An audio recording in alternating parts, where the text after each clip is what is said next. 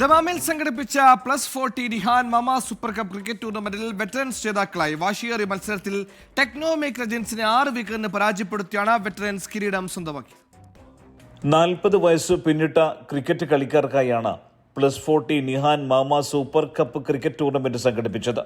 Saudi കിഴക്കൻ പ്രവിശ്യയിലെ പ്രമുഖരായ 10 ടീമുകൾ തമ്മിൽ മാറ്റുരച്ച മത്സരത്തിന്റെ ഫൈനൽ പോരാട്ടത്തിൽ ടെക്നോമേക് ലെജൻസിനെ 6 വിക്കറ്റിന് പരാജയപ്പെടുത്തിയാണ് വെറ്ററൻസ് വിജയ കിരീടം സ്വന്തമാക്കിയത്. ERC, ഗൂക്ക, ഫ്ലഡ്ലൈറ്റ് എന്നീ 2 ഗ്രൗണ്ടുകളിലായാണ് മത്സരങ്ങൾ നടന്നത്. ടൂർണമെന്റിലെയും ഫൈനലിലെയും മികച്ച താരമായി വെറ്ററൻസ് താരം ഹാരിസിനെയും, ടൂർണമെന്റിലെ മികച്ച ബാറ്ററായി ടെക്നോമേക്കിന്റെ ഹബീബിനെയും, മികച്ച ബൗളറായി വെറ്ററൻസിലെ ഷക്കീറിനെയും തെരഞ്ഞെടുത്തു.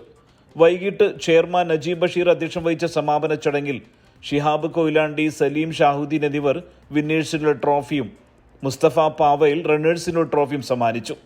മജ്റൂഫ്, ബിജു സിയാദ്, നിതീഷ്, ഹാഫിസ്, ഷുഹൈബ്, സജിത്ത്, രാജേഷ്, അനീഷ് അൽ അബീർ, റഫീഖ് തുടങ്ങിയവർ മറ്റു വ്യക്തിഗത സമ്മാനങ്ങളും നൽകി. സുബൈർ ഉദ്നൂർ, 24 ദമാം.